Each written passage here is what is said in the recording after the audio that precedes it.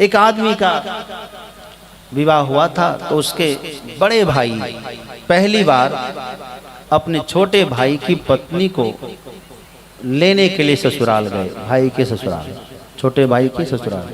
पहले की परंपरा ये थी, विवाह के बाद जो कन्या मायके आती थी तो उसको लेने के लिए या तो ससुर जाते थे या फिर कोई बड़े गार्जियन जाते थे। मेहमान प्रायः नहीं जाते थे, अकेले नहीं जाते थे। तो और एक नियम है कि पति का जो बड़ा भाई जेठ जी कहते हैं, जेठ जी को देखकर माताएं क्या करती, सिर पे पल्लू लेने की परंपरा है कि स्पर्श ना हो जाए, दर्शन ना हो जाए। तो जब उसके गांव में पहुंचे तो गांव के पहले एक बाजार लगता था जिसको हाट बाजार कहते हैं। सोचा कि मिठाई ले लेता हूं और कुछ सामान ले लेता हूं आवश्यक, तब जाऊंगा। तो सामान खरीद रहे थे, कुछ मिठाइयाँ वगैरह। इसी में वो जो कन्या थी, उसके छोटे भाई की जो पत्नी थी, वो भी मार्केट करने आई थी और वो टकरा गई। तो खाली केवल टकराई नहीं, बहस भी हो गई हैं, झुंझला के वो भी बोल गई, ये भी बोल गए। अब ज्यादा मैं क्या बोलूंगा, तो लड़ाइयाँ हो गई समझो। देख लूंगी, वो फलाना चिल्लाना बोल गई वो भी। तो आखिरकार अभी ज्यादा नहीं बोले, भाई बाहर से आए क्या बोलना है, महिला है तो चुप रहे।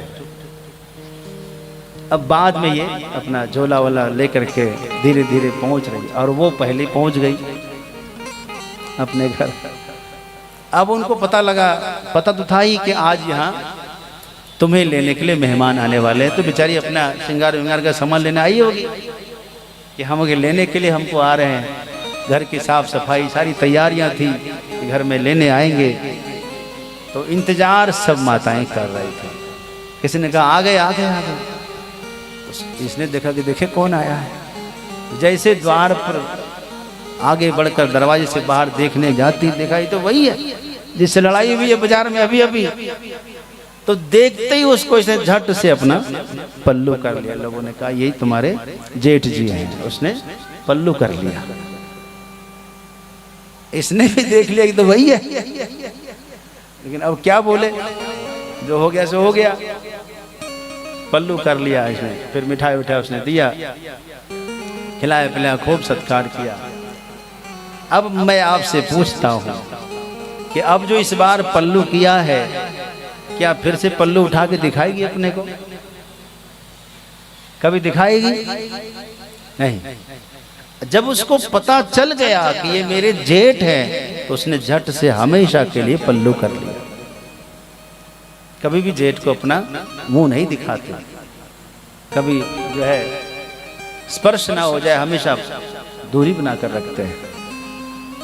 तो जिस तरह से छोटे भाई की पत्नी जब तक पता नहीं था तो लड़ाई भी कर ली, लेकिन पता चलते ही हमेशा के लिए पर्दा कर लिया, वैसे ये प्रकृति है। जब तक पता ना चले पुरुष को, आत्मा जीवात्मा को, जीव को कि मैं कौन हूं, जब तक पता ना चले कि मैं हूं कौन, आखिर मेरा रिश्ता क्या है, तब तक ये प्रकृति हमें भोग पर भोग प्रदान कराती है।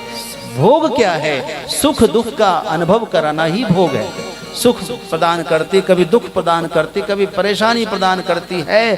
परंतु जिस दिन इस पुरुष को पता चल जाए कि मैं शिव हूं, मैं तो सच्चिदानंद हूं, जीवात्मा को जिस दिन बोध हो जाए कि मैं सच्चिदानंद घन ब्रह्म हूं, हाँ मैं तो शुद्ध बुद्ध मुक्त सच्चिदानंद स्वरूप हूँ, नित्य शुद्ध नित्य बुद्ध नित्य मुक्त सच्चिदानंद स्वरूप हूँ, ऐसा पता चल जाए, तभी ये तुरंत प्रकृति अपना पर्दा कर लेती है। बेटा काम हो गया पूरा, जाओ शुद्धोसी बुद्धोसी निरंजनोसी मुक्तोसी अभयोसी आशीर्वाद प्रदान करती है। तो शुद्ध है, बुद्ध है, मुक्त है, जा ब्रह्म के पास जा।